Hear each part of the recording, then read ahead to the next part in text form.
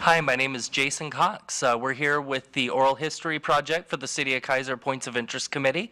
Our very first guest is Evelyn Franz, who I believe is a lifelong resident of Keizer. Is that right? True, yes. Why don't you tell us a little bit about when you were born and kind of the family homestead? I understand you guys had a big farm right out near River Road. Well, yes, my father bought this 35-acre farm at the end of River Road and Cherry Avenue, now where it's called Keizer Square. And we moved out in October of 1926. So how old were you at the time? 6 years old. Do you remember the move to Keizer at all? Oh, yes. Very nice. So I understand when you say River Road, was it actually, it was a dirt road at the time, wasn't it? Not River Road. River Road was just a single patched road, however, not like it is now. And Cherry Avenue was a graveled road that intersected at River Road. Now, your maiden name was Melson. Melson, yes. And how long did your family own the farm there? Well, they bought it in 1926 and then until 1961. What did they grow there? Just about everything. There was a prune orchard was the main thing. We had cherry orchard. We had wonderful gardens, all kinds of fruits. We had a swale and a pasture, and then the Claggett Creek at the east side of the property. So they moved there just a few short years before the Great Depression started. Yes. How did that affect your family? Well, as a youngster, it didn't affect me because here I was on this wonderful acreage. We had all these wonderful fruits, and we had cows, horses, pigs, chickens, self-sufficient almost. But, of course, it was hard for my older brother and older sister because of they were in high school and college in those years, and it was hard for them. But otherwise, we weathered it pretty well. So describe for me the drive. You said you were at the River Road and Cherry Avenue, kind of where they intersect. And the house was a bit set back from the road. Yes. What did it look like as you came in? The house was a two-story farmhouse. I think, according to what I found out, I think it was the original John Force donation land claim house. And it was they had a barn and another house beside it, and there was a prune dryer and a rabbit tree. It was quite a farm. So your father, he was a farmer, was he? No, my father was not a farmer.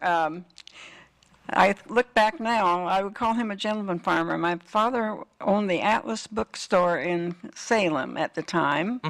He was also a politician later, county commissioner for 8 years, and a businessman. And he bought this farm, and I'm glad he did. And then he maintained his ties in Salem with everything, and then farmed on weekends and evenings. So he wasn't exactly, quote unquote, a farmer. So who were some of your family friends growing up? Who did your family spend time with? Well, our family friends, one was Terry Hogue, who was a member of the Points of Interest Committee. Her mother, Oral Smith, was a friend. Sylvia Claggett of the Claggett family, an old Keizer family. And the Blake family that had Willow Lake, they were friends. And the Bowden family, which is an old family, and the Frogley family, which is an old first families of Keizer. Because Keizer was just big farms when we moved out, mostly, at that time. Do you remember when you started to see, obviously it's not a farm corridor anymore. No. What was it, when did you really remember starting to see the transition? After World War II.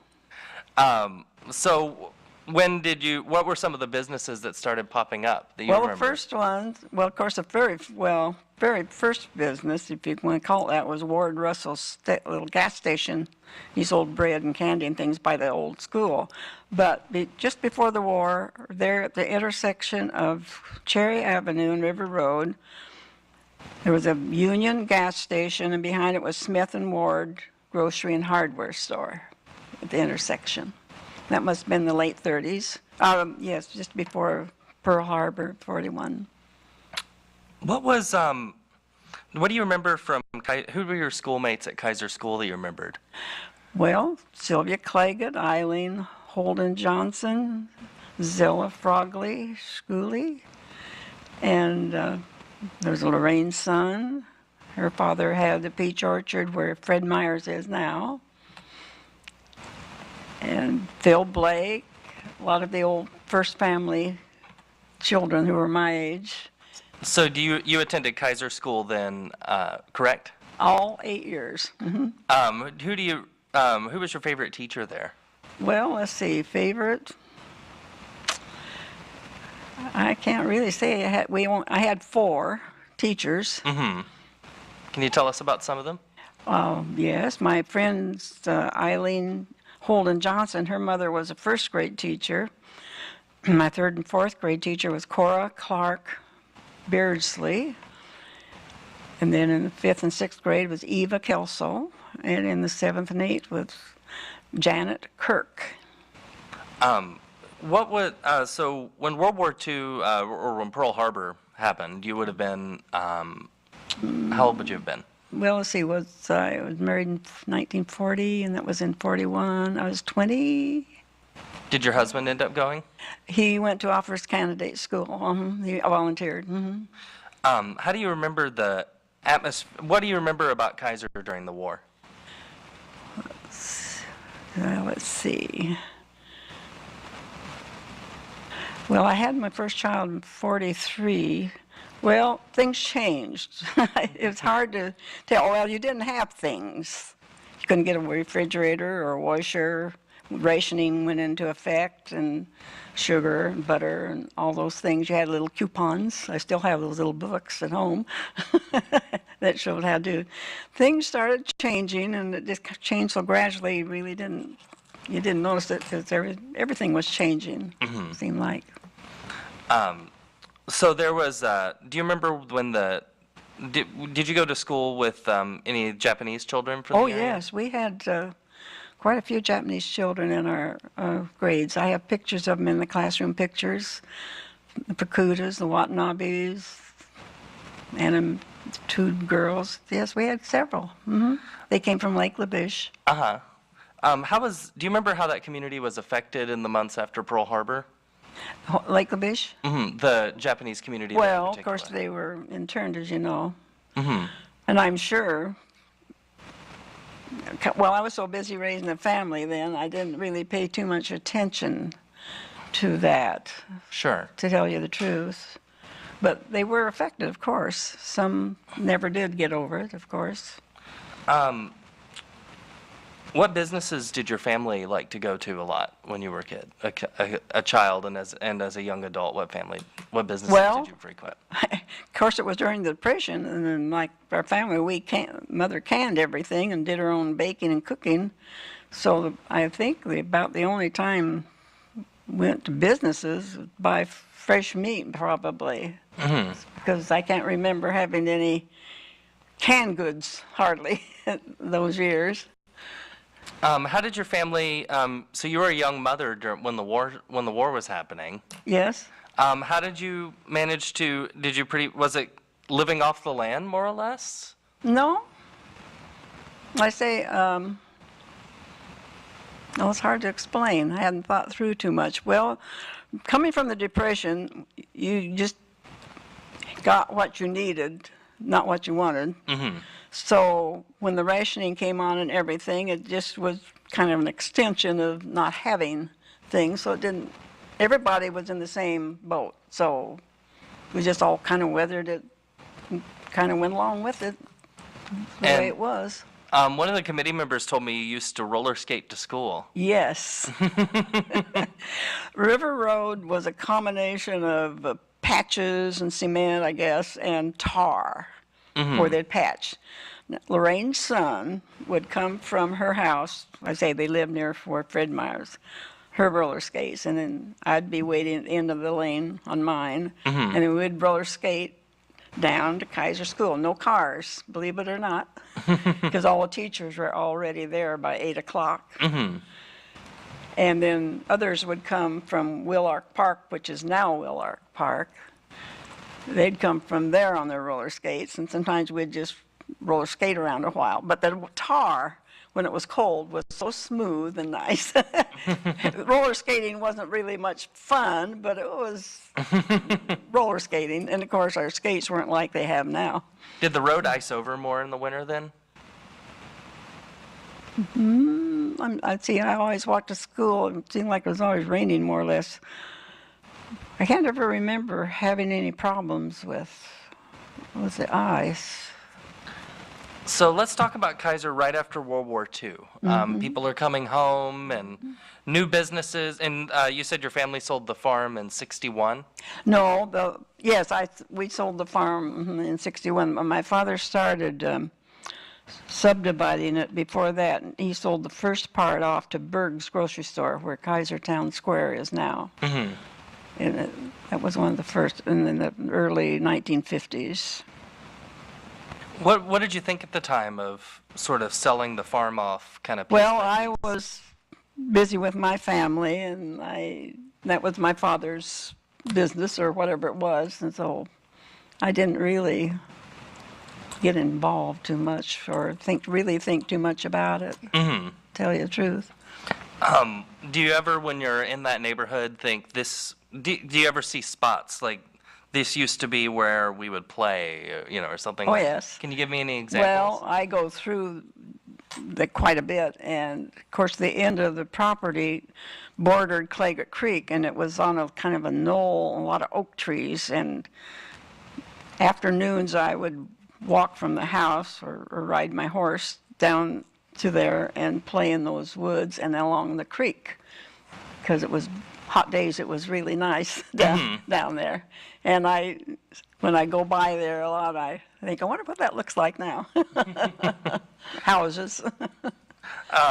So tell me a little bit about yourself. So we've talked about Keizer quite a bit, and what the area was like. You had a young family coming up right after World War II, sort of,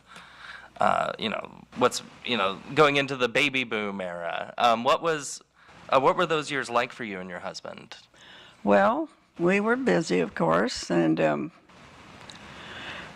we moved back into the big old farmhouse when my children were young, and when Keizer Town Square opened, it wasn't called that then, and there was a Capital drugstore started, and my children were old enough, I got a part-time job at the drugstore, and I could just walk out my house, up the lane, right into the back, through the back door of the Capital drugstore, and then I was really close to home, and my husband, of course, worked for the state of Oregon, and so that was our life. How long did the farmhouse stay up? Till 1961. And that was when it was sold and sort of the whole thing was subdivided? I see. It was divided before then. My father passed away in '55, and my mother lived on until '61, and then we sold the farm, the rest of it. The rest of it had been pretty much sold off and all that. So what were you doing when you met your husband? I was in high school. I found out I met him when I was in high school. What about when the two of you started dating? Did you meet at a beach outing? Yeah, we met at the beach, and my husband was in college. He graduated from Willamette in the late 30s. So you came back. What was it that kept you right here in this little area? Well, my father gave us a piece of on the front part of the land in the walnut orchard, a plot, and we built house, which is still there. It's a white house at the end of Cherry Avenue. It's across from Domino's now, I believe. I see. And we built that house. And do you still live there? No, no. We moved just around the corner. So my understanding is when you moved to Keizer, there wasn't electricity yet Oh, yes. in the house, or Oh, there yes. was. Oh, yes. Um, Yeah, there was electricity. oh, okay, but it was the street lights then that weren't there yet. Oh, no street light. Oh, no. When you left Salem, it was dark. There weren't any lights in Keizer. Cherry Avenue didn't have anything on it until you got clear down to the end where the Reefus farm was. I mean, there weren't lights like it is now. It was kind of scary at times. No lights in Keizer because farmhouses were back off the road, seemed like, and might be a little light here and there on a house, and that was all. What was it like what do you remember thinking when they got the street lights strung up? Well, everything came on so gradual, I can't really, can't really say, oh, wow. More You just looking- kind of changed and grew with what came along. So what'd you do for fun when you were a kid? You mentioned playing Well, on the farm. I loved the farm. And I just enjoyed the creek.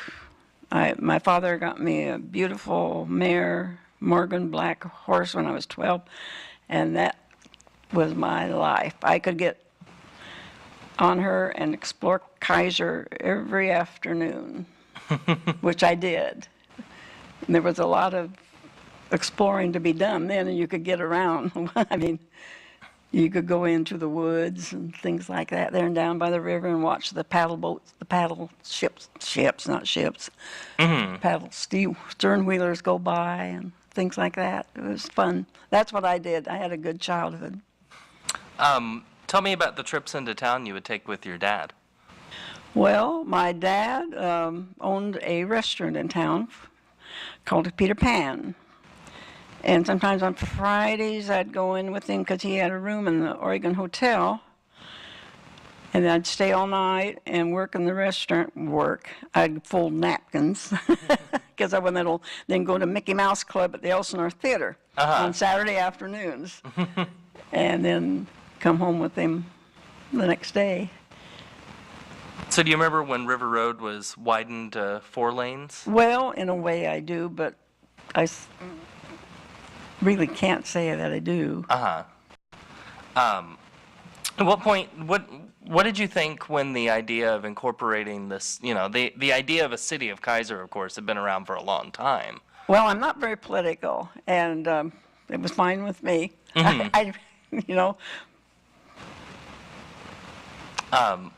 It's got to be wild kind of looking at this area that you grew up your whole life. It transformed. Oh, it has. But it's sort of a poco a poco, little by little. That's right. That's right. And it's hard for people to realize from what it used to be, what I remember, to what it is now.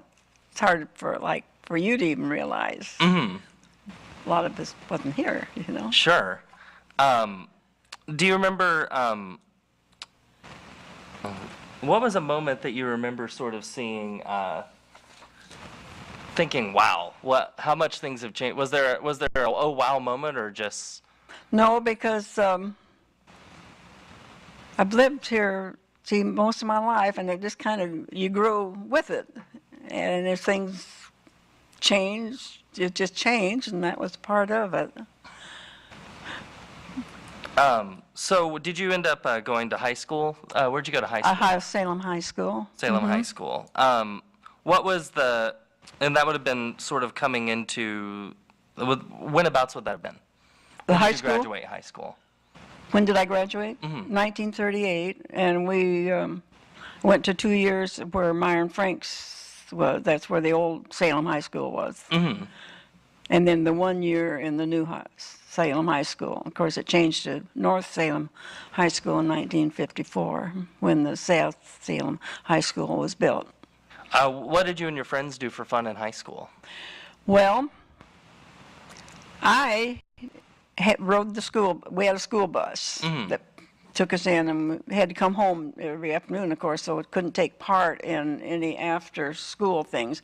And in those days, you just didn't run into town like, oh, like in the evening or something like that. You didn't have cars to do that, or the gas, or whatever. So my fun, I say I had a good child, it was coming home, it was riding my horse. That was, and I didn't care about, I didn't know anybody in Salem until I went to high school there and all. So my life was on the old farmhouse, around the farmhouse and all around Keizer, and I was perfectly happy. Now, when did you get your first car? Well, when we got married, I guess. What kind of car was it? It was a 96 Ford Coupe, black. So did you and your husband take trips around the area? Did you Oh, ever go yes. on car rides? Oh, yes. Where were some of the places you liked to go? Well, we like to take off for the beach quite often. Went to the World's Fair in San Francisco. We'd go to Reno. Just around. You guys got all over, huh? Yeah.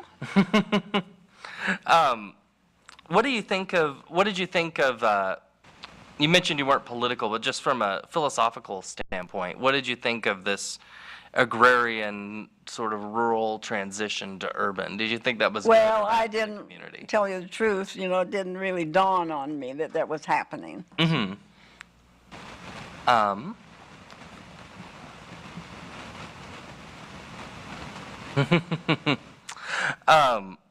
So how many children did you have? 3, What were their names? Stanley, Alan, and Janice. And they were raised right there in that house, More huh? or less. They have fond memories of the old house. What do you remember taking the kids to do when they were younger? Well, we went camping a lot. We'd go to Silver Creek Falls a lot. Just little, and to the beach. We'd take them on trips to California. Went to Disneyland with them when Disneyland, the first year they opened. Oh, wow. Yeah. Do you have the ears still? No, wish I did. But when we were there that time, you want to hear about it? What's that? When you want to hear about a trip to Disneyland in 55? Let's hear about it. We went, and we just had my daughter. The boys had stayed, they were in school, so they had to stay home with the grandparents. She was about 4 or 5, and so we went to Disneyland. And we're walking around, and some men kept following us, and finally my husband went and asked them why. He said, well, they chose us as the family of the day. And then they had a program in the evening over at a show house or something where you answered questions, and I answered the question right, and another woman, we won prizes. And I have a recording of that. And there was a comedian called Wally somebody, and she had my daughter come up, and I have a picture of it. And then he shot a gun, and it scared my daughter so much. She started crying, of course. But, and she hasn't liked guns ever since. But it was a fun trip. It was, and I have pictures of Disneyland in 55. It looks a lot different now. Do you remember I'm sorry, we got keys to the kingdom, too. Oh, cool. Did they unlock anything? No, they didn't. Do you remember some of the bigger, this area, as you know, has had its share of floods over the years. Oh, yeah. Were you far enough from the river and the creek that you ended Right, I understand where our house is situated in the big flood of 1861 that was so devastating. The water just came around here and didn't get into the house. But every year when it rained, you knew it was going to be, there were going to be places in River Road and Cherry Avenue where the water would go, we call them through the draws, be water, and then water. And I'd know I couldn't get to the pasture because there'd be water back there in a certain place. But none of the big floods even later on came around this area where we lived, fortunately. Do you remember, what did it look like on, if you were to drive down River Road in the middle of, say, a big flood during the 60s? What would it have looked like? Well, okay, if you went down River Road, before you got to Sunset, you knew there'd be water going through there. That was the natural place for it to go. Of course, and then it went across behind and through past Cherry Avenue and on back down to the creek. And then you'd go up to where Burger King is now. There were 2 ponds. They'd be pretty full. And if we did have really cold weather and freeze, we could ice skate on them. 2 or 3 winters, it got cold enough, they could ice skate on those little ponds. But you just knew there were certain places. And then where Keizer Times is now, the house on your right past the orangey house, I call it. That's where a friend of mine, Eileen Holden Johnson, there was a draw there, and that was always full of water. So we knew whenever the river, before they put dikes in the river roads, nobody ever even thought of building along the river until the dikes were put in. And you knew the water, there are certain places that's where the water would go. And unless they had a devastating flood, those were the main ones that would fill, though. Every year we knew it. You could generally get through them. So. Did you have any family friends who lost part of their houses or livestock or anything during those? Now, a friend who lives off of Windsor Island Road, Barbara Baldwin Knighton, can tell you more about that. They had trouble with getting their cows sometimes through certain places where the water, because that's closer to the river where it would flood. But where we lived and where this house wasn't affected so much. So you ended up, did you learned Spanish, didn't you? Well, I didn't really learn it. I worked for the foreign language department, did their typing and everything, and I could type it and all that, but I never had a chance to really get into learning it. But I absorbed enough to get by. But Can you give me your best Spanish? no, just como está, how are you? And adios. So when you think about, so you've spent close to 80 years here, and Pardon? you spent something close to 80 years here in this area. When you think back, what's maybe your pre-end of World War II? What's like your most pleasant memory of the area? Well, let's see. That's kind of hard to say. I say everything kind of changed so gradually. You got used to not having it, and then you got used to doing it. I think I don't know if there's anything especially I can really can't tell you about it. A lot has changed, of course. I've seen a lot of changes. And I have had to accept a lot of changes. When you say accept, what's the one thing that comes to mind that was kind of hard to swallow? Well, one thing was the dress code at the workplace. Oh, yeah? It went from where you took pride in what you wore because you always worked better when you looked better, to where they could come in raggedy jeans and skirts up, to where, and that kind of, it was sad. And just the whole demeanor, and you started calling everybody for the first names, which I was brought up in the era where you respected and did things a little different, so it was hard to see that change. So I'm hoping that someday it'll go kind of back to it, but maybe it I won't. should have worn my tie. Well, this has been the first installment of our oral history project. Hope you enjoyed it. And Ms. Franz, thank you so much for sitting down with us and sharing some memories with us. Pleasure to do that. It was a pleasure. All right, and that's it for today. Take care.